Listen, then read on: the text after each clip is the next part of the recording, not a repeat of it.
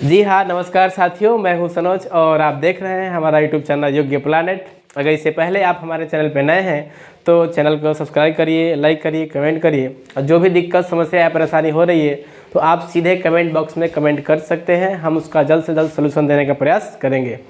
पिछले की वीडियो में हम आपको व्याकरण की परिभाषा और व्याकरण को कितने भागों में बांटा गया है वो बता दिए थे। आज जो हमारा मुख्य फोकस होगा वो सिर्फ स्वर वर्णों पे होगा कि क्या होते हैं स्वर वर्ण, किसे कहते हैं स्वर वर्ण।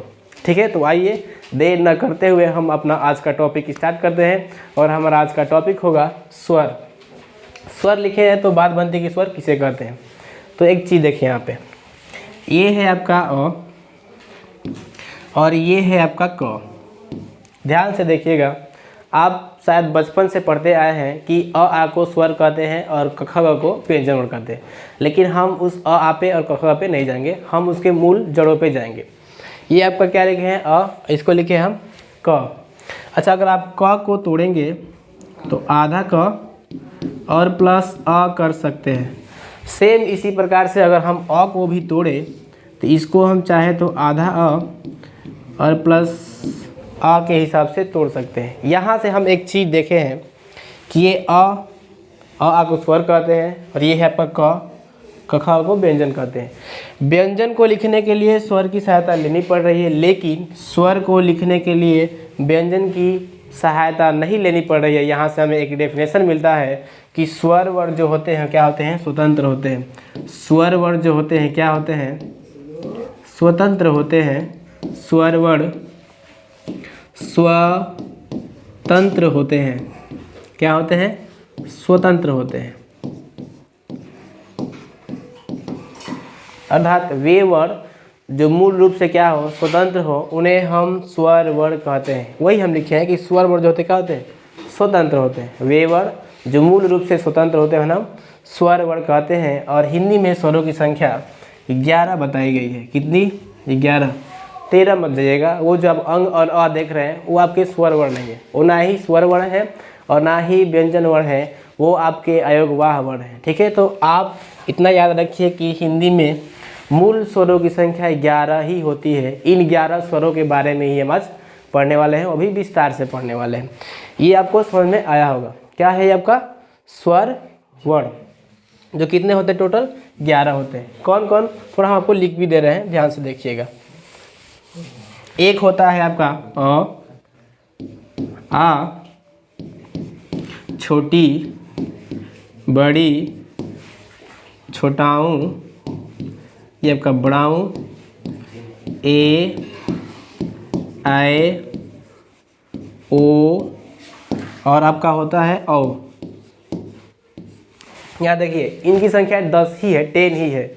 क्यों है दिखाते हैं आपको हम। 1 2 3 4 5 6 7 8 9 10।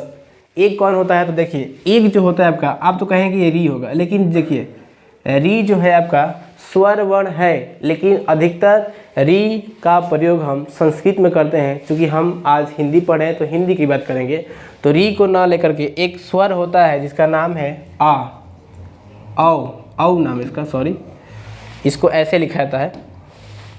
ये आपका वर्ण यहाँ लिख दे रहे हैं हम। क्या है ये, ए, चंद्रबिंदी नहीं है वो, बस वो चंद्र के समान है, बस इसको हम कहते हैं औ। प्रयोग क्या होता है, इसको हम आगत स्वर कहते हैं। ये बहुत ही महत्वपूर्ण है, ध्यान दीजिएगा इसको हम कहते हैं आगत स्वर। इसको पढ़ते कैसे हैं, तो औ। प्रयोग कैसे करते हैं देखिए, हम कर देते। जैसे ऑफिस लिखना होता है ना, तो ऐसे लिखते हैं, ऐसे लिखते हैं ऑफिस। तो जो, सॉरी, ये चंद्रबिंदी नहीं रहेगी आपकी, ये चंद्रबिंदी आपकी नहीं रहेगी। ठीक है, तो हम क्या पढ़ेंगे, इसको हम औ। क्या होगा ये औ, चूंकि बना क्या है आपका ऑफिस। क्या बना है, ऑफिस। तो ये जो औ है इसको हम आगत स्वर भी कहते हैं। अब गिनेंगे आप तो 1 2 3 4 5 6 7 8 9 10 11, ये ही टोटल आपके क्या होते हैं, स्वर होते हैं। क्या, 11 स्वर होते हैं। री को हम नहीं काउंट करते हैं क्योंकि री जो होता है अधिकतर संस्कृत में प्रयोग किया जाता है। ठीक है, हमको आशा है कि आपको समझ में आएगा। आगे चलते हैं कि स्वर और आगे क्या है, इनका वर्गीकरण कितने भागों में किया गया है। देखिए स्वरों का हम वर्गीकरण पढ़ेंगे अब। हमें आशा है कि आप स्वर को अच्छे से समझ गए, उसका डेफिनेशन भी अच्छे से समझ गए होंगे। अब हम पढ़ेंगे स्वरों का वर्गीकरण। स्वरों का वर्गीकरण, अगर हम पहला वर्गीकरण करते हैं तो वो बनता है आपका मात्रा और उच्चारण के आधार पे। कि मात्रा और उच्चारण के आधार पे देखें तो स्वर जो होते हैं आपके 3 प्रकार के होते हैं। कितने प्रकार के होते हैं? 3 प्रकार के होते हैं। ऐसे लिख लीजिए 3 प्रकार। मात्रा और उच्चारण के आधार पे स्वर वर्ण जो होते हैं 3 प्रकार के होते हैं। कौन कौन? तो देखिए, एक होता है आपका ह्रस्व स्वर, एक होता है आपका दीर्घ स्वर, एक होता है आपका प्लुत स्वर। आगे हम लिखे हैं, देखिए दिखा देते हैं आपको। ये आपका दीर्घ स्वर, एक आपका प्लुत स्वर है। आगे है पहले वाले पे, तो ये क्या है? ह्रस्व स्वर। आगे आपको दिखाया था क्या है आपका ये दीर्घ स्वर, और ये क्या आपका प्लुत स्वर। तो हम क्या बताएं कि स्वरों का हम वर्गीकरण कर रहे हैं। मुख्य रूप से स्वरों का वर्गीकरण 7 प्रकार से किया गया है, जिसमें आपका पहला होगा मात्रा एवं उच्चारण के आधार पे। तो मात्रा एवं उच्चारण के आधार पे स्वर वर्ण जो होते हैं 3 प्रकार के होते हैं। पहला है आपका ह्रस्व स्वर जो बताने जा रहे हैं, दूसरा दीर्घ स्वर, और तीसरा क्या है? प्लुत स्वर। तो देखिए ह्रस्व स्वर, ह्रस्व स्वर ये गलत हो गया है, इसको हम मूल स्वर भी कहते हैं। ह्रस्व स्वर को भूल लिखा गया था, तो ये क्या कहते हैं? ह्रस्व स्वर। ह्रस्व में यहाँ पे र भी छूट गया है, टाइप करने में छूट गया है। तो ह्रस्व या मूल स्वर, डेफिनेशन बता रहे हैं, ध्यान से सुनिएगा कि ह्रस्व या मूल स्वर किसे कहते हैं। देखिए, वे स्वर वर्ण, डेफिनेशन बता रहे हैं, वे स्वर वर्ण जिनका मुख से अर्थात मुंह से उच्चारण करने में मात्र एक मात्रा का समय लगे। नाम में डेफिनेशन देखिए, मात्रा, एक मात्रा का, वे स्वर वर्ण जिनका मुख से उच्चारण करने में एक मात्रा का समय लगे उन्हें हम ह्रस्व स्वर कहते हैं। लिख भी दे रहे हैं कि वे स्वर वर्ण जिनका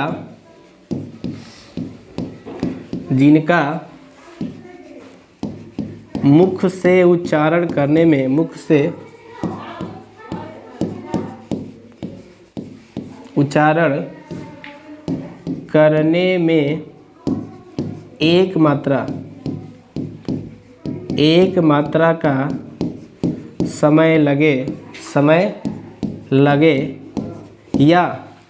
का समय लगे या सबसे कम समय लगे, उन्हें हम ह्रस्व स्वर या मूल स्वर कहते हैं। मूल स्वर, ध्यान से देखिएगा, ह्रस्व या मूल स्वर किसे कहते हैं? ह्रस्व या मूल स्वर। तो देखिए डेफिनेशन लिख दिया है कि वे स्वर वर्ण जिनका मुख से उच्चारण करने में मात्र एक मात्रा का समय लगे या सबसे कम समय लगे उन्हें हम ह्रस्व स्वर कहते हैं या मूल स्वर कहते हैं। इसकी संख्या 4 होती है। कौन कौन? इनकी संख्या 4 होती है। आपका एक होता है अ, ई, उ और होता है री। अ, ई, उ और री, ये जो होते हैं आपके ह्रस्व स्वर होते हैं। क्या होते हैं? ह्रस्व स्वर होते हैं। इनकी संख्या कितनी है पे? 4। अ, ई, उ और री। आगे चलते हैं, आगे आपको क्या है? तो ये है आपका दीर्घ स्वर। क्या होते हैं दीर्घ स्वर? देखिए, वे स्वर वर्ण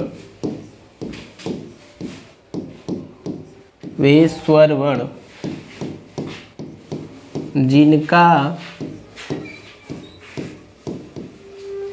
मुख से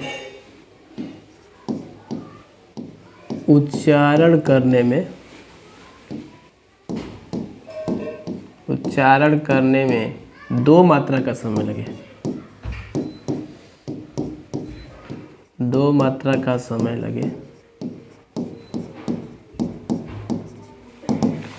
देखिए दीर्घ स्वर क्या होते हैं? तो वे स्वर वर्ण जिनका मुख से उच्चारण करने में 2 मात्रा का समय लगे उन्हें हम दीर्घ स्वर कहते हैं, और इनकी संख्या 7 होती है। कितनी होती है? 7 होती है। कौन कौन? तो देखिए बताते हैं आपको। आ, बड़ी, बड़ाऊ, ए, ऐ ओ और आपका औ। आ बड़ी बड़ाऊ, ए आए ओ और औ। एक चीज़ इसमें आपका टाइप करना छूट गया है। दीर्घ स्वर भी जो होते हैं दो प्रकार के होते हैं। कौन कौन हम आपको बता दे रहे हैं। देखिए दीर्घ स्वर जो होते हैं दो प्रकार के, एक होता है आपका सजातीय दीर्घ स्वर, सजातीय दीर्घ स्वर, और एक होता है आपका विजातीय दीर्घ स्वर, विजातीय दीर्घ स्वर। अब ये सजातीय और विजातीय क्या है, तो जब हम हैं तो फिर दिक्कत क्या है।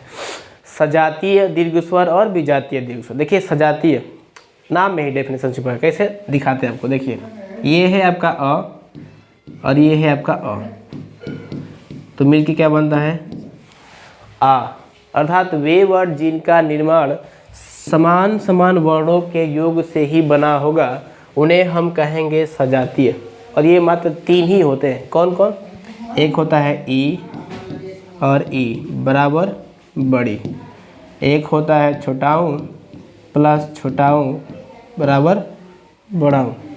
तो देखिए हम क्या कहें, सजातीय मतलब समान समान वर्णों के मेल से जो बने हुए हैं। देखिए ना, ई बराबर बड़ी ई, ऊ बराबर बड़ा ऊ। तो ये क्या है, समान समान वर्ण है। क्या है, समान समान वर्ण है। तो इन्हें हम कहेंगे सजातीय दीर्घ स्वर। कितने हैं ये देखिए ना, इनकी संख्या कितनी हो रही है, तीन। कितनी हो रही है, तीन हो रही है। तो इनको हम लिख दे रहे हैं यहाँ पे। कौन कौन आपके, आ बड़ी और एक है आपका बड़ा ऊ। ये तीन होते हैं क्या, सजातीय दीर्घ स्वर। आगे देखते हैं, आगे होता है आपका एक विजातीय दीर्घ स्वर। कैसे में, देखिए जैसे में 7 होते हैं ना, टोटल 7 हैं। तो जब 3 इसमें से सजातीय हैं तो बाकी 4 क्या होंगे आपके, विजातीय होंगे। कौन कौन आपके, तो ए हो जाएगा आपका, आई हो जाएगा आपका, ओ हो जाएगा आपका, और आपका औ हो जाएगा। ये क्या है आपके, विजातीय दीर्घ स्वर है। अच्छा, इनका निर्माण कैसे होता है ये भी आपको थोड़ा बता दे रहे हैं। देखिए अ और जब ई मिलता है तो ए बनता है। कौन कौन, अ और ई। तो देखिए ना, ये समान समान नहीं ना है। एक अ है, क्या है, ई है। विजातीय है, बिना जात के है। नाम में डिफरेंस छिपा है, देखिए ना, बिना जात के। विजातीय मतलब बिना जात के, एक जाति वाले नहीं है। एक जाति मतलब वेस्ट इंडीज वाले एक टाइप के होते हैं, इंग्लैंड वाले एक टाइप के होते हैं, उसी टाइप के। ये आपका अ यहाँ पे नहीं है। क्या है, अ है और क्या क्या है आपका, ई है। तो ये क्या हुआ, ये आपका विजातीय हो जाएगा। आगे देखते हैं, ओ क्या है, ओ। तो ओ का निर्माण होता है अ प्लस ऊ से। क्या बनता है, ओ। तो देखिए ना, ये आपका समान समान नहीं है। ये अ है, ये क्या है, ऊ है। तो दोनों क्या हुए, डिफरेंट है, अलग अलग हैं। तो क्या हुए, विजातीय हुए। ठीक है। और क्या है आपका औ। तो औ का निर्माण भी होता है आपका आ प्लस ओ से। तो जब अ और ओ मिलता है तो औ बन जाते हैं। क्या बन जाते हैं, औ बन जाते हैं। एक और छूटा है आपका क्या,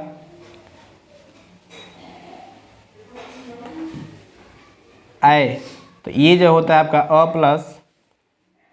प्लस ए।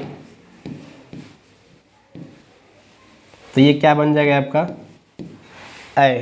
तो देखिए इसमें क्या है, अ अलग है, ए अलग है, अ अलग है, ई अलग है, अ अलग है, ऊ अलग है, अ अलग है, ओ अलग है। और इनके निर्माण से क्या बना है, ए बना है, ए बना है, ओ बना है, और क्या बना है, औ बना है।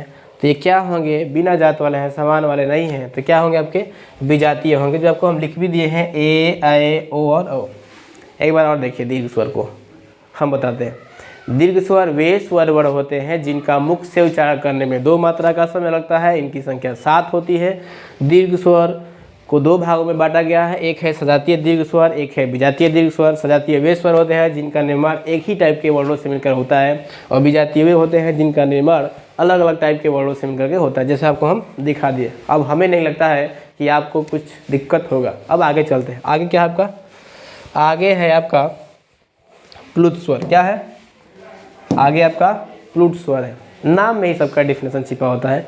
देखिए ना, ह्रस्व स्वर को उच्चारण करने में 1 मात्रा का समय लगा, दीर्घ स्वर का उच्चारण करने में 2 मात्रा का समय लगा, तो प्लुत स्वर है तो इसका उच्चारण करने में 3 मात्रा का समय लगता है। डेफिनेशन लिख भी दे रहे हैं आपको कि वे स्वरवर्ण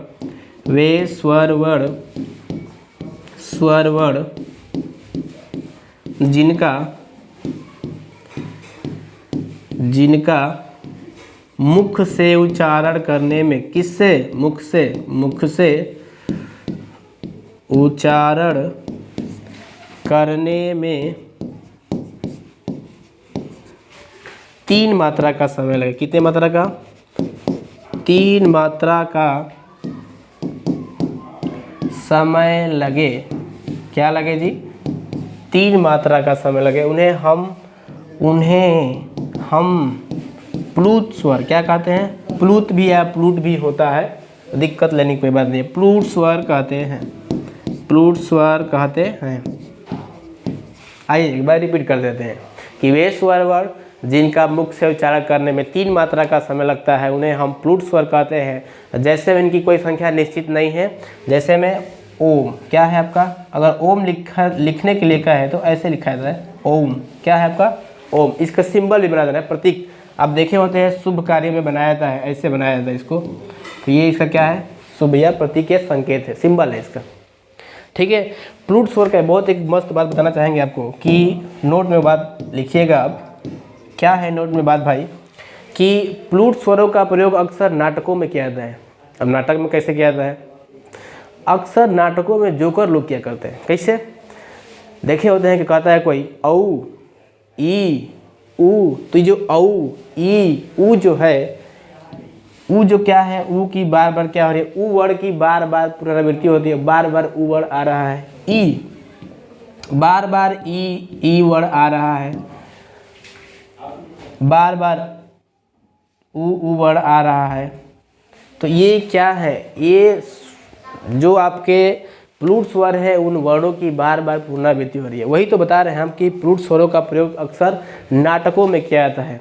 एक चीज़ और, एक लोग और करते हैं, कौन, गायक लोग करते हैं। कब, जब रियाज करना होता है तो आ ऊ अपना गला साफ करते हैं, तो जो गला साफ करते हैं आपको लगता है गला साफ करते हैं, लेकिन गला साफ तो करते ही है, साथ ही साथ वो प्लुत स्वरों का प्रयोग भी करते हैं आलाप लेने में। इसको आलाप कहा जाता है।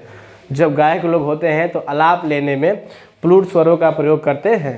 तो हमें लगता है कि आपको समझ में आ गया होगा। थोड़ा इसको लिख देते हैं ताकि आप कभी भूलें नहीं कि प्लुत स्वरों का प्रयोग, प्लुत स्वरों का प्रयोग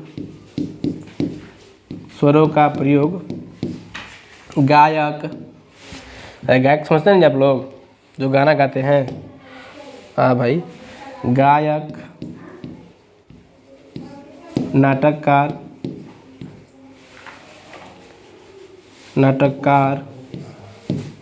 लोग किया करते हैं या करते हैं, बता लीजिए, जगह नहीं बच रहा है, लोग करते हैं। ठीक है, नोट किया आपका कि प्लुत स्वर का प्रयोग गायक या नाटककार लोग करते हैं। ठीक है, नाटक करने वाले लोग करते हैं या गायक लोग करते हैं। जैसे आपको बता भी दिए, जैसे में औ, ये ऐसे एस का मतलब क्या है कि ये ऊ वर्ड की बार बार पुनरावृत्ति हो रही है। ई बड़ी ई ले रहते हैं, ये डबल ट्रिपल एस का मतलब कि ई वर्ड का बार बार क्या हो रहा है, पुनरावृत्ति हो रही है। और देखिए ना, डेफिनेशन में तो वही ना है कि वे स्वर वर्ड जिनका मुख से उच्चारण करने में 3 मात्रा का समय लगे, 3 का हमको लगा कि 10 भी लग जाता है। अक्सर हमारे गाँव में प्लुत स्वरों का प्रयोग ग्रामीण महिला लोग करते हैं। किसी के बच्चों को बुलाना होता है तो रे फलनवा, रे चिलनवा, ऐसे किया जाता है ना। तो हम यहाँ पे आपको ये बताना चाहते हैं कि प्लुत स्वरों का प्रयोग अक्सर गांव में ग्रामीण महिला लोग भी करती हैं। तो ये क्या है आपके प्लुत स्वर जो आपको हम बता दिए। हमें लगता है कि अब इसमें कोई दिक्कत नहीं होगा। चलिए अब आगे बढ़ते हैं। तो ये जो थे आपके, ये जो स्वर वर्ण थे आपके, स्वरों का वर्गीकरण, ये आपका मात्रा और उच्चारण के आधार पे, डेफिनेशन में बता ही रहता है आपको कि एक मात्रा का समय वाला ह्रस्व, 2 मात्रा का समय वाला दीर्घ और 3 मात्रा का समय वाला प्लुत। तो वही तो है आपका हेडिंग, क्या, मात्रा या उच्चारण के आधार पे। तो मात्रा और उच्चारण के आधार पे हम स्वर वर्ण को 3 भागों में बांटे थे, जब को हम पढ़ा दिए। कौन कौन तो आपके स्वर थे और क्या था, सॉरी ह्रस्व था, दीर्घ था और क्या था आपका पुट था। अब आगे आते हैं, आगे हम बांटे हैं इसको, आप देखिएगा ध्यान से।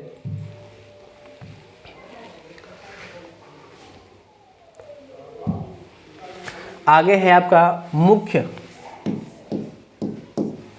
मुख्य नहीं मुख्य है, यहाँ पे मुंह है आपका मुख्य बीवर। अब ये बीवर क्या होता है, तो देखिए कोई बीवर कोई पहाड़ नहीं है। बीवर मतलब मुख का खुलना, बीवर का आता है, अनेक शब्दों का एक शब्द है।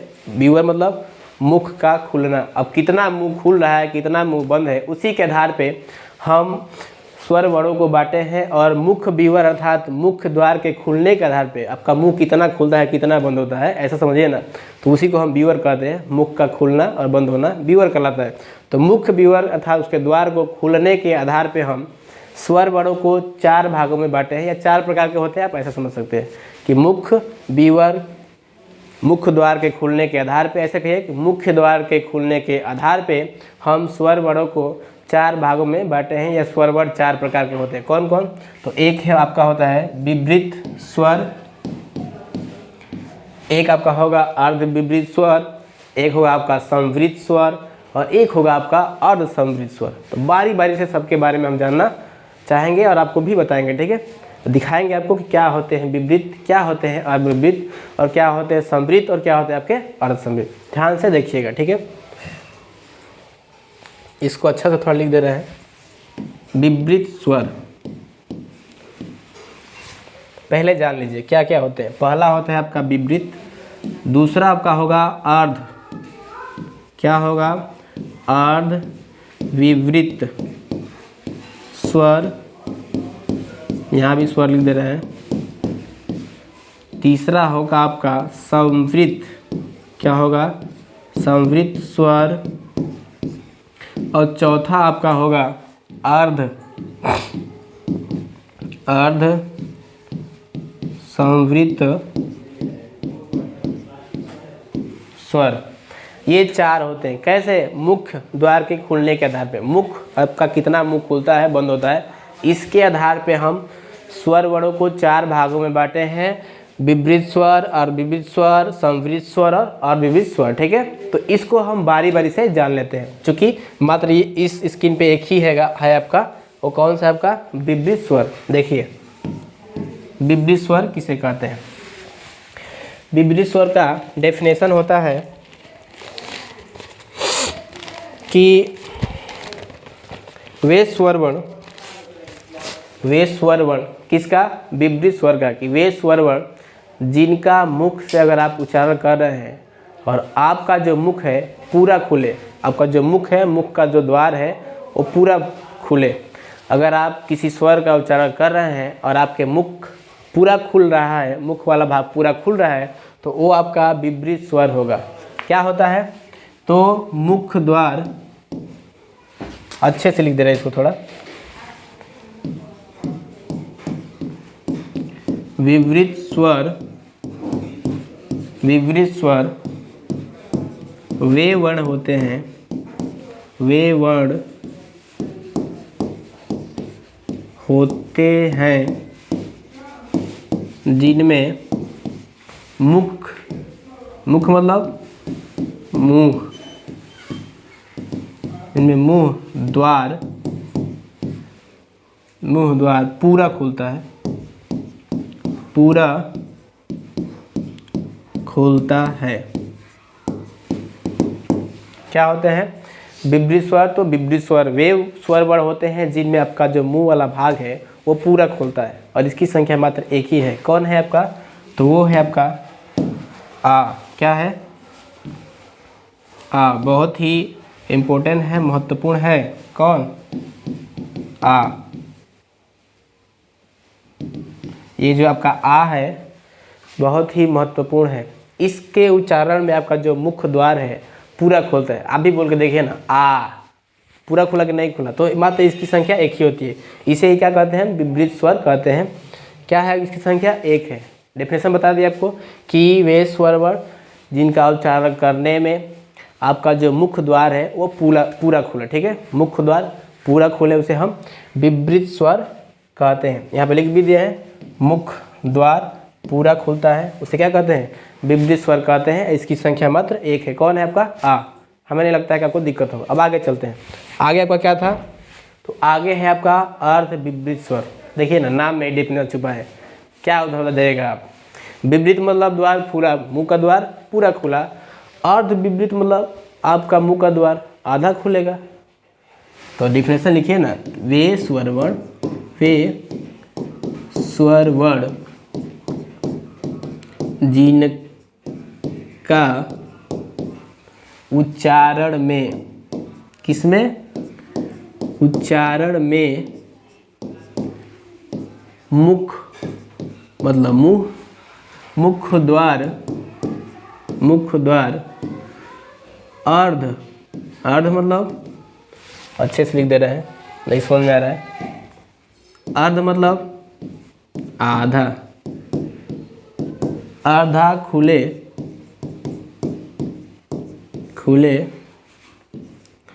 उन्हें हम अर्ध विपरीत स्वर कहते हैं। अर्ध विपरीत कैसे लिखा जा रहा है यार? अर्ध विपरीत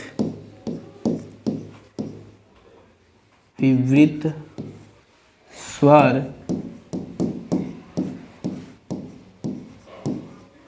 कहते हैं। भाई लिखावट पे मत जाइएगा, मेन समझ में आना चाहिए। आप सुन के भी अपना नोट्स बना सकते हैं। बहुत मेहनत करके हम इनको इकट्ठा किए हैं, कलेक्शन किए हैं इनका, तो ध्यान से पढ़िएगा। वे स्वर वर्ण जिनका उच्चारण में मुख द्वार, वे स्वर वर्ण जिनका उच्चारण में मुख द्वार अर्ध मतलब आधा, क्या है आपका? आधा खुले उन्हें हम विपरीत स्वर कहते हैं। मतलब आधा खुले उन्हें हम विपरीत स्वर कहते हैं। और विपरीत स्वर जो आपके होते हैं वो है आपका, एक होता है आपका यहाँ पे, तो चलिए यहाँ लिख दे रहे हैं हम। एक है आपका आ,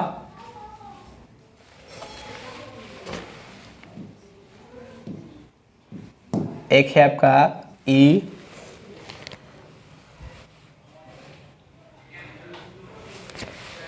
यहाँ पे ये है आपका, ये वाला आ है। ये पेन चेंज कर ले रहे हैं थोड़ा सा।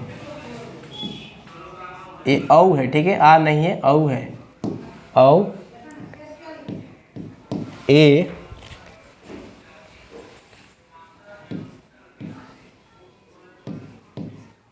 ओ और औ, ये चार होते हैं आपके। का, औ, ए, ओ और औ। ये आप इसको आ मत समझिएगा, ये पहले ही आपको बता चुके हैं कि जो ये आपका ये आ नहीं है, ये आपका औ है। क्या है? औ। इस पे बार बार चंद्रबिंदी लग जा रहा है, चंद्रबिंदी नहीं लगना चाहिए, गलत हो जाएगा। ये क्या है? औ है। इसका प्रयोग, इसे हम आगत स्वर कहते हैं, पहले ही बता चुके हैं, ठीक है। इसका प्रयोग जैसे में ऑफिस लिखना होता है ना जी, तो ऑफिस ऐसे लिखा जाता है, फिर चंद्रबिंदी लग जाए, हैबिट हो गया है। ऑफिस ऐसे लिखा जाता है ना जी, तो ये असली है। ये इसको आप आ मत समझिएगा, इसको हम आगत स्वर कहते हैं। औ पढ़ा जाता है इसको, औ, ऑफिस, ऑफिस, समझ रहे ना आप? तो ये होते हैं कौन आपका? औ, ए, ओ और औ। ये क्या होते हैं? चार आपके अर्ध विपरीत स्वर होते हैं जिनका मुख से उच्चारण करने में जो आपका मुख्य द्वार है वो मात्र आधा खुलता है, ठीक है, आधा खुलता है। और ये चार ही होते हैं। कौन कौन? तो औ, ए, ओ और औ। अब आते हैं संवृत पे, ठीक है। क्या था? विपरीत सा, अब था आपका, उसके बाद अर्ध विपरीत है, अब आते हैं संवृत पे। संवृत क्या होता है? ध्यान से देखिएगा। देखिए पहले क्या था, सारा डेफिनेशन इस चेहरे का ही है। जो इस चेहरे का बनावट समझ गए, समझे कि सारा कर जाएगा एग्जाम में, सारा कर लेंगे आप। कैसे? संवृत, जब आपका मुख द्वार पूरा खुला था तो विपरीत था, जब आधा खुला था तो अविपरीत है। अब जब संवृत मतलब आपका, जब संवृत मतलब कि सब बंद हो, क्या आपका मुख जो है बंद हो, पूरी तरह से क्या हो? बंद हो। लिख दे रहा है डेफिनेशन कि वे स्वर वर्ण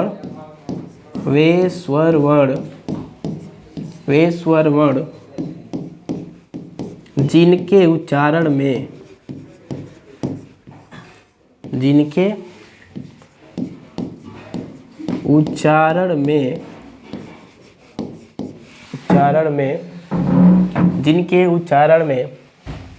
मुख द्वार क्या है, मुख द्वार पूरी तरह से बंद हो। किस तरह से, पूरी तरह से बंद हो, पूरी तरह से बंद हो तो वे संवृत क्या होते हैं, संवृत स्वर वर्ण होते हैं, वर्ण होते हैं।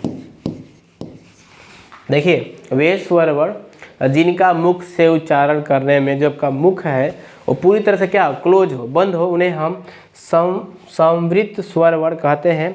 और ये आपके होते हैं, हम आपको लिख पेन चेंज कर ले रहे हैं, ये आपके हैं संवृत स्वर वर्ण ई, बड़ी, आपके ऊ और आपके हैं बड़ा ऊ। ये आपके चार होते हैं। कौन कौन, संवृत, संवृत, संवृत मतलब कि जब इनका उच्चारण करें तो हमारा जो मुख है पूरी तरह से क्या हो, बंद है। आप इन वर्णों का जो छोटी है, बड़ी है, छोटाऊ है और जो आपका बड़ाऊ है, इन वर्णों का आप मुख अपने दोनों दांतों को दबा करके भी इनका उच्चारण कर सकते हैं। हम आपको करके दिखाते हैं। देखिए ई ऊ, दांत को दबा करके अर्थात आप मुंह बंद करके भी इन चारों वर्णों का उच्चारण कर सकते हैं, इसीलिए इन्हें हम संवृत स्वर वर्ण कहते हैं। ठीक है, डेफिनेशन बता ही दिए हैं, जो क्या हो, जिनके उच्चारण में हमारा मुख जो है अर्थात मुंह है दो पूरी तरह से क्या हो, वो बंद हो।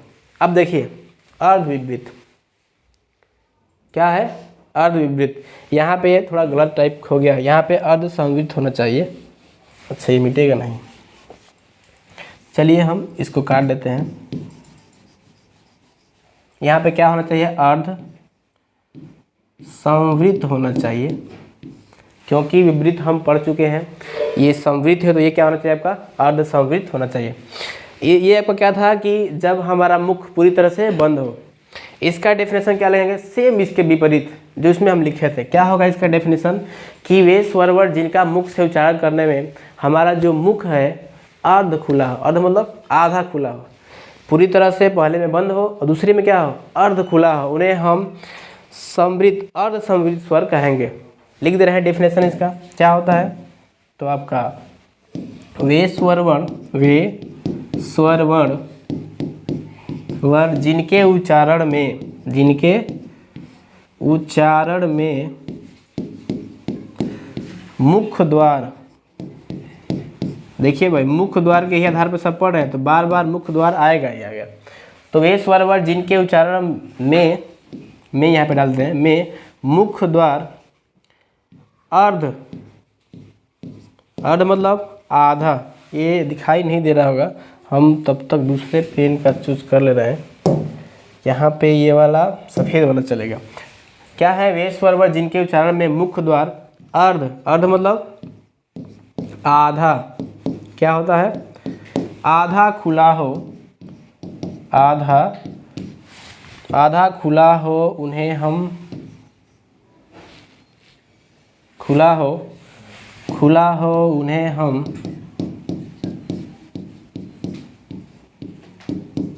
उन्हें हम अर्ध संवृत स्वर कहेंगे, अर्ध संवृत स्वर कहते हैं। ठीक है, अर्ध संवृत स्वर कहते हैं। देखिए वे स्वर वर्ण जिनका मुख से उच्चारण करने में हमारा जो मुंह है, मुख का जो द्वार है अर्ध खुला अर्थात आधा खुला हो, उन्हें हम अर्ध संवृत स्वर कहते हैं। यही आपको हम लिख दे रहे हैं कौन कौन होते हैं। ये मात्र दो ही होते हैं, एक आपका होता है ए, यहाँ लिख दे रहे हैं, जगह नहीं बचा है, यहाँ लिख दे रहे हैं। एक होता है आपका ए और एक होता है आपका ओ। क्या होता है आपका, ए और ओ, ये दो ही होते हैं। कौन, ये जो आपके होते हैं क्या, अर्ध संवृत स्वर जिनका उच्चारण करने में हमारा मुख द्वार जो होता है आधा खुला होता है। मात्र दो होते हैं। कौन कौन, तो आपके ए और ओ, ए और ओ। एक बार हम थोड़ा इसको रिपीट कर देते हैं। क्या है आपका, तो ध्यान से देखिएगा। विवृत स्वर क्या थे, तो विवृत स्वर वे स्वर थे जिनका उच्चारण करने में मुख्य द्वार पूरा खुलता था और इसकी संख्या मात्र एक थी। कौन था आपका? आ था। आगे क्या है आपका? इसके बाद आपका था अर्ध विपरीत स्वर। तो अर्ध विपरीत स्वर क्या थे? जिनके उच्चारण में हमारा जो मुख्य द्वार था आधा खुला था। तो इनकी संख्या कितनी थी? बस इनकी संख्या हम लिखे थे 4 थे। कौन कौन? औ, ऐ, ओ और औ। उसके बाद क्या था? संवृत स्वर। तो संवृत स्वर वे स्वर थे जिनका उच्चारण करने में मुख्य द्वार जो था क्या था? पूरी तरह से क्या थे? बंद थे। और ये कौन कौन से थे आपके? तो ये आपके थे 4। ये भी थे आपका छोटी, बड़ी, छोटांग और बड़ांग। और अर्ध संवृत स्वर क्या थे? तो ये स्वर वे थे जिनका उच्चारण करने में मुख्य द्वार जो था थोड़ा खुला था अर्थात आधा खुला था। और ये मात्र 2 ही थे। ये वाले हैं, कहाँ गए? ये वाले हैं दोनों, इनको हम गोला बना दे रहे हैं। यही दोनों है कौन? ये अर्ध संवृत स्वर। तो ये कैसे थे आपके? तो ये थे आपके मुख्य विवर अर्थात मुख्य विवर मतलब द्वार, मुख्य का द्वार खुलने के आधार पे। तो मुख्य विवर मुख्य द्वार के खुलने के आधार पे जो आपके स्वर वर्ग थे 4 प्रकार के थे। विपरीत स्वर, अर्ध विपरीत स्वर, संवृत स्वर और अर्ध संवृत स्वर। हमको आशा होगा कि आपको अच्छे से समझ में आया होगा। चलिए आगे देखते हैं। आगे है आपका अगला जो हम प्रकार पढ़ेंगे इसमें जीव के प्रयोग के आधार पे। देखिए जीव का प्रयोग के आधार पे भी हम स्वर वर्णों को 3 भागों में बांटे हैं, अग्र स्वर, मध्य स्वर और पश्च स्वर। पहले तो जीव का क्या बोलते हैं, फिगर बनाइए। ये आपका है जिह्वा। क्या है? जिह्वा है। ये मान लीजिए आपके दांत हैं। ये क्या है आपके? ये आपके दांत हैं। तो जिह्वा के आधार पे हम स्वर वर्णों को 3 भागों में बांटे हैं। देखिए होता है क्या आपका? पहला होता है अग्र स्वर, दूसरा होता है मध्य स्वर, तीसरा होता है पश्च स्वर। पश्च मतलब पिछला हिस्सा। इसी में देखिए ना, इसी में आपको बता दे रहे हैं। यह सबसे अगला क्या कहलाएगा? अग्र, अग्र भाग। अगला भाग है ना जी, तो अग्र भाग आगे वाला भाग। यहाँ बीच में क्या आपका आएगा? मध्य। क्या आएगा? मध्य भाग। और लास्ट में आपका क्या आएगा? पश्च। क्या आएगा? पश्च भाग। पश्च भाग। यही है, यही आपके तीनों क्या है प्रकार है। बस यहाँ पे स्वर जोड़ना है कि अग्र भाग वाले को अग्र स्वर और मध्य वाले भाग को मध्य स्वर, पश्च वाले भाग को पश्च स्वर। अब डेफिनेशन कैसे देंगे? तो देखिए अग्र स्वर का कि वे स्वर वर्ग जिनका मुख से उच्चारण करने में अगर आपकी जीभ का अगला हिस्सा, अग्र भाग मतलब अगला हिस्सा, आगे वाला हिस्सा अगर उठ रहा है तो उन्हें हम अग्र स्वर कहेंगे। ये अग्र लिख दिया गया है यहाँ पे। अग्र होगा, क्या होगा? अग्र। क्या बताया हम कि वे स्वर वर्ग जिनका मुख से उच्चारण करने में अगर जीभ का अगला हिस्सा उठ रहा है तो उन्हें हम अग्र स्वर कहेंगे। और ये कौन कौन होते हैं? तो आपके ये होते हैं, पेन चेंज कर ले रहे हैं, ये 4 ही होते हैं। और कौन कौन है? तो आपका है छोटी, बड़ी, क्या है? छोटी है, बड़ी है, और है आपका ए और ऐ होते हैं। क्या होते हैं? ए और ऐ होते हैं। ए और ऐ होते हैं, 4 होते हैं बस अग्र स्वर, छोटी, बड़ी, ए और ऐ। हम आपको प्रैक्टिस करके बता दें। देखिए इनका उच्चारण करिए, आपका अगला हिस्सा उठेगा, जीभ वाला अगला हिस्सा उठेगा। हमारे साथ करिए। ई, बड़ी, ए, ऐ, ई, ए, ऐ। अगला हिस्सा उठ रहा है ना, तो यही इनका नाम दिया है क्या? अग्र स्वर। क्या दिया गया है? अग्र स्वर, जिनका उच्चारण हमारे जीभ के अगले भाग से होता है। आगे देखते हैं। आगे आपका मध्य स्वर, वही मध्य वाला भाग, तो मध्य स्वर बन गया, दूसरा डेफिनेशन इसका दूसरा भाग बन गया है। क्या है मध्य स्वर? तो वे स्वर वर्ण जिनका उच्चारण में अगर जीभ का हमारा मध्य वाला हिस्सा मतलब बीच वाला हिस्सा अगर उठ रहा है तो उन्हें हम मध्य स्वर कहते हैं। जीभ का बीच वाला हिस्सा उठता है, बीच वाला हिस्सा या भाग उठता है। अच्छे से थोड़ा लिख देना, अच्छा नहीं दिख रहा है। जीभ का बीच वाला भाग, बीच वाला भाग उठता है, उठता है। मध्य स्वर में क्या होता है? तो जीभ का बीच वाला भाग उठता है और इसकी जो संख्या होती है मात्र 1 होती है। पेन चेंज करके लिख दे रहे हैं, वो है आपका अ। क्या है? बहुत ही इम्पोर्टेंट है, महत्वपूर्ण है। क्यों है? क्योंकि इसकी संख्या मात्र एक होती है, बार बार पेपर में पूछा भी गया है। ठीक है। क्या होते हैं? मध्य स्वर, जिनका उच्चारण करने में मात्र जीभ का पिछला वाला हिस्सा उठता है। हमारे साथ बोलिए, मिला करके देखिए, अभी आपको कंठस्थ हो जाएगा।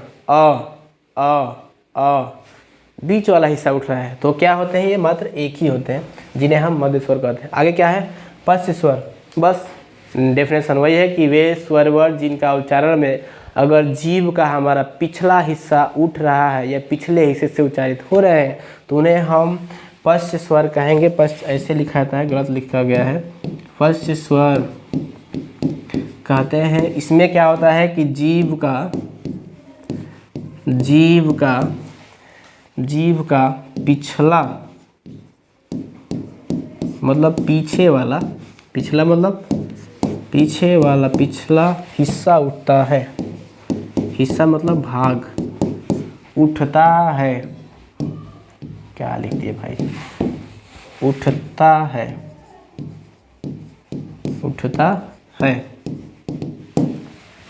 वे स्वर वर्ण जिनका उच्चारण करने का जीभ का पिछला हिस्सा उठता है, तो उन्हें हम पश्च स्वर कहते हैं।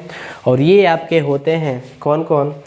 तो ये बाकी जो तीनों आपके दिख रहे थे उनको छोड़ दीजिए, और जो बचते हैं उसको आप लिख दीजिए। हम आपको लिख रहे हैं, ध्यान से देखिएगा। एक होता है आपका आ, एक होगा आपका छोटा ऊ, बड़ा ऊ, ओ, औ, और एक हो जाएगा आपका औ। क्या होगा? वही औ, ऑफिस वाला औ, जिसे हम आगल स्वर कहते थे, शुरुआत में ही आपको बताए थे। तो ये होते हैं, कितनी संख्या आएंगी? 1 2 3 4 5 6, अर्थात ई जो होते हैं कौन? पश्च स्वर जो होते हैं, अर्थात जिनके उच्चारण में पिछला हिस्सा उठता है, उनकी संख्या 6 होती है। आ, उ, बड़ा ऊ, ओ, औ और औ। ये क्या है? औ, ऑफिस वाला औ है। ठीक है। तो आशा करते हैं कि समझ में आएगा। अगला जो हम अगला भाग जो बांटे हैं ओठों के आधार पे। अब ओठों के बनावट के आधार पे, ओठों की स्थिति के आधार पे हम यहाँ पे लिख दे रहे हैं। ओठों की आधार पे या स्थिति, ओठों की स्थिति के आधार पे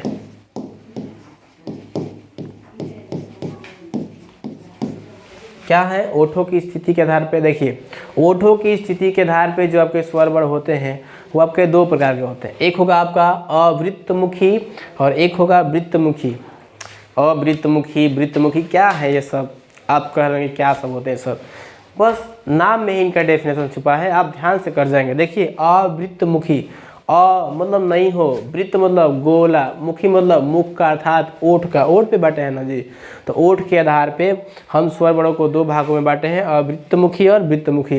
अर्थात जब हम जिन वर्णों का, जिन स्वर वर्णों का उच्चारण अगर मुख से कर रहे हैं, अगर हमारे ओठ जो है वृत्त के आकार के नहीं हो रहे हैं, वृत्त के आकार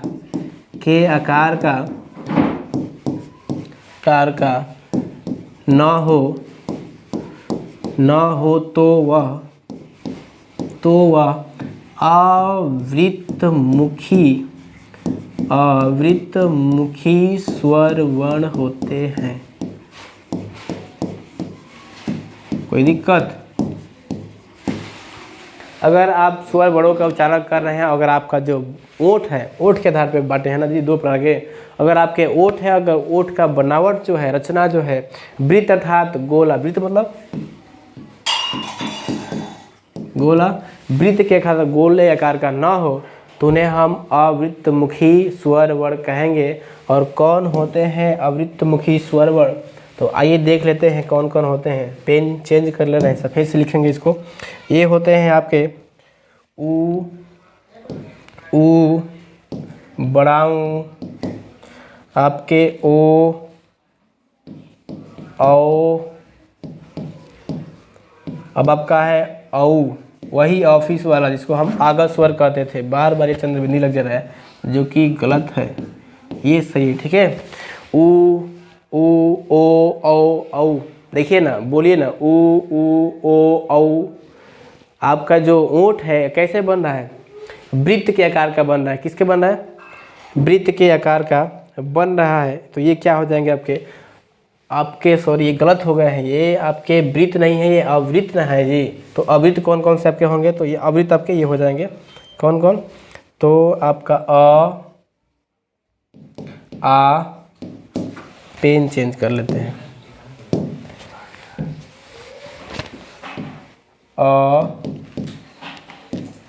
आ, छोटी, बड़ी, ए और ए और ए। देखिए अवृत्त मतलब कि वे स्वर वर्ग जिनका उच्चारण में हमारा जो ओठ है, ओठ की जो स्थिति है, बनावट है, वो वृत्त अर्थात गोले के आकार का न हो। इनका उच्चारण करिए ना, अ में गोला बन रहा है, नहीं, गोला नहीं बन रहा है। आ में गोला बन रहा है, नहीं। ई में भी नहीं बन रहा है, बड़ी ई, ए, मतलब इनमें हमारे जो मुख है और मुख का जो होठ है, ओठ गोलाकार नहीं बन रहा है। और जब गोलाकार नहीं बनेगा तो ये आपके अवृत्तमुखी स्वर वर्ग कहलाएंगे। ठीक है, आगे चलते हैं। आगे है आपका वृत्तमुखी स्वर वर्ग। तो वृत्तमुखी क्या होते हैं, नाम में डेफिनेशन से पाया कि वे स्वर वर्ग जिनका उच्चारण में अगर हमारे होठों की स्थिति वृत्त के आकार की हो रही है, गोले के आकार की हो रही है, तो उन्हें हम वृत्तमुखी कहेंगे। और आपको हम लिखे ही थे कौन कौन, तो आपके थे ओ, ऑफिस वाला औ, और आपका क्या था, ओ था, औ था, औ था, और थे आपके, कहाँ गए भाई, तो ये है आपके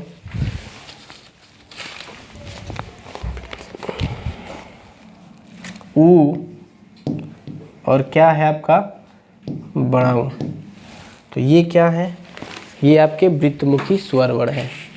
ये क्या है, वृत्तमुखी स्वर वर्ण है जिनका हम उच्चारण करते हैं तो ओठों की स्थिति वृत्त के आकार की बन जाती है। आशा करते हैं कि समझ आपको आया होगा। एक बार रिपीट करते हैं। अवृत्त मतलब कि वे स्वर वर्ण जिनका उच्चारण करने में हमारे ओठों की स्थिति वृत्त की आकार की ना हो। और कितने हैं, अ है, आ है, छोटी है, बड़ी है, ए है और आ है। कितने होते हैं, ये 6 हैं आपके। और वृत्तमुखी क्या है कि वे स्वर वर्ण जिनका मुख से उच्चारण करने में हमारे होठों की स्थिति वृत्त की आकार की हो जाए। ये कितने हैं, ये आपके 5 हैं। कौन कौन, तो आपके ओ है, औ है, ऑफिस वाला औ है, उसके बाद क्या है, ऊ है, और क्या है, और बड़ा ऊ है। तो ये आपको समझ में आया होगा। आगे देखते हैं क्या है आपका।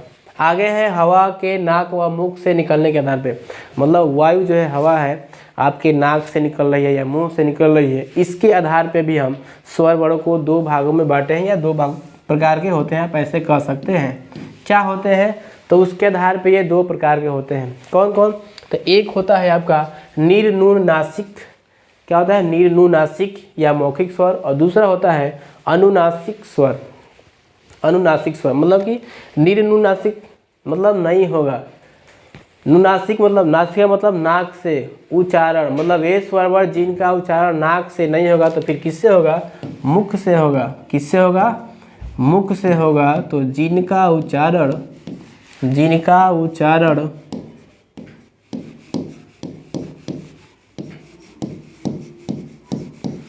मुख से हो उन्हें हम निर्नुनासिक स्वर वर्ण कहते हैं।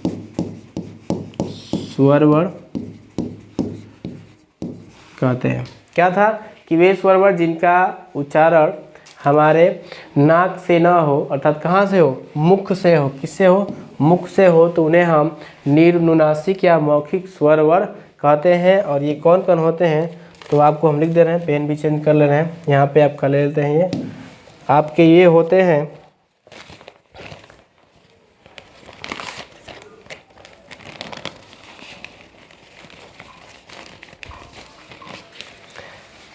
अ, कहाँ लिखा, यहीं अ,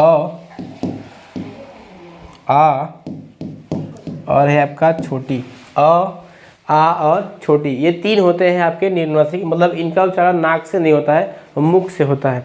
अच्छा, अनुनासिक क्या है, तो वे स्वर वर्ण जिनका उच्चारण नासिका, अनुनासिक, नासिक मतलब होता है नासिका मतलब नाक से हो, अर्थात वे स्वर वर्ण जिनका उच्चारण नाक से हो उन्हें हम अनुनासिक स्वर वर्ण कहते हैं। जिनका उच्चारण नाक से हो, जिनका उच्चारण नाक से हो उन्हें हम अनुनासिक स्वर वर्ण कहते हैं। अनुनासिक स्वर वर्ण कहते हैं। और ये कौन कौन है? तो ये जैसे में अंक लिखना होता है तो आप ऐसे लिखते हैं, इस पे जब चंद्रबिंदी लगा होता है। आँख लिखना होता है तो आप ऐसे लिखते हैं, इस पे चंद्रबिंदी लगा होता है। हंस लिखना होता है तो आप ऐसे लिखते हैं, इस पे चंद्रबिंदी लगा होता है। तो जिस वर्ण के ऊपर चंद्रबिंदी लगा हो उसका उच्चारण नाक से होने लगता है अर्थात नासिका से होने लगता है, तो इन्हें हम अनुनासिक स्वर वर्ण कहते हैं। आगे चलते हैं। आगे क्या आपका है? प्राणत्व। अब ये प्राणत्व क्या होते हैं? तो प्राणत्व मतलब होता है, प्राणत्व मतलब होता है हवा। क्या होता है? उष्मा। उष्मा मतलब हवा। प्राणत्व। प्राणत्व के आधार पे वर्ण जो होते हैं दो प्रकार के होते हैं। एक होता है आपका अल्प प्राण और एक होता है आपका महाप्राण। क्या होता है? महाप्राण। अल्प प्राण और महाप्राण।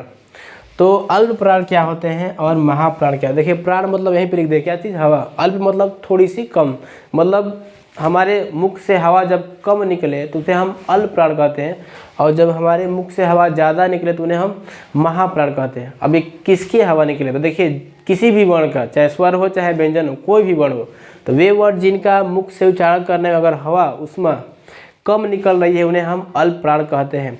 और जितने भी स्वर होते हैं सभी क्या होते हैं? अल्प प्राण होते हैं। तो यहाँ पे तो महाप्राण लिखना ही क्या है? गलत है। नोट में हम आपको लिख दे रहे हैं, बहुत ही महत्वपूर्ण होगा कि सभी स्वर वर्ण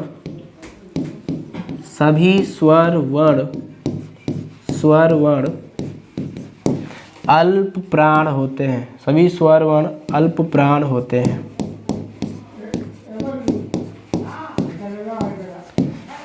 सभी स्वर वर्ण अल्प प्राण होते हैं। अब देख ही रहे थे, दीर्घ स्वर था, प्लूट स्वर था, ह्रस्व स्वर था, जिनको बोलने में सबसे कम समय लग रहा था। तो जितने भी आपके स्वर होते हैं सभी क्या होते हैं? अल्प प्राण होते हैं। आप व्यंजन वर्ण जब आपको हम पढ़ाएंगे तो उसमें आपको विस्तार से देखने को मिलेगा और समझ में आएगा। फिलहाल यही जानिए कि प्राण तो मतलब होता है हवा, और जितने भी स्वर वर्ण होते हैं उनका सभी स्वर वर्णों को उच्चारण करने में हवा जो होता है कम निकलता है। ठीक है, उसमें कम निकलती है, इसीलिए सभी स्वर वर्ण क्या होते हैं? अल्प प्राण होते हैं। और व्यंजन जो होते हैं महाप्राण होते हैं। तो बताएंगे कि कौन से महाप्राण होते हैं, आगे बताएंगे आपको। आगे है घोषत्व के आधार पे। घोषत्व क्या है? तो घोषत्व है आपका घर्षण। क्या है? नाम में डिफरेंशिप आपका घर्षण। हमारे मुख में स्वर तंत्रियाँ होती हैं, उनसे स्वरों का उच्चारण होता है। स्वर तंत्रियाँ, उनसे स्वरों का उच्चारण या व्यंजनों का भी उच्चारण होता है। तो घोषत्व मतलब घोष अर्थात घर्षण। घर्षण के आधार पे, स्वर तंत्रियों के आधार पे जो होते हैं ये दो प्रकार के होते हैं। स्वर हो चाहे व्यंजन हो, दो प्रकार के होते हैं। एक होता है आपका सघोष और एक होता है आपका आघोष। क्या होता है? आघोष। सघोष और अघोष।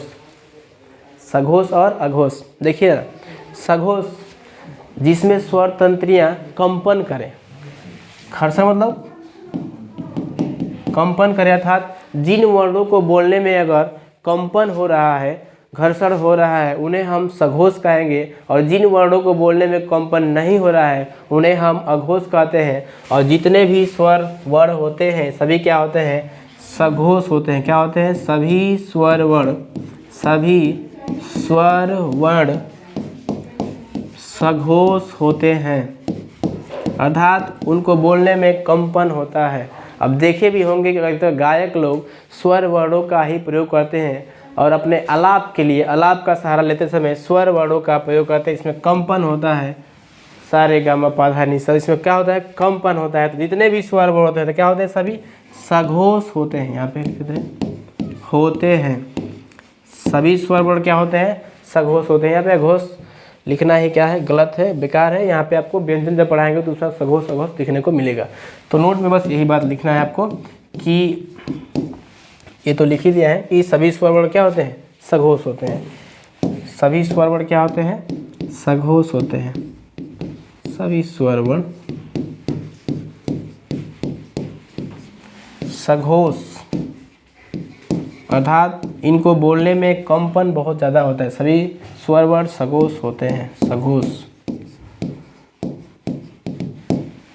तो ये था आपके आज स्वर वर्णों को जो हमने आपको बताया है।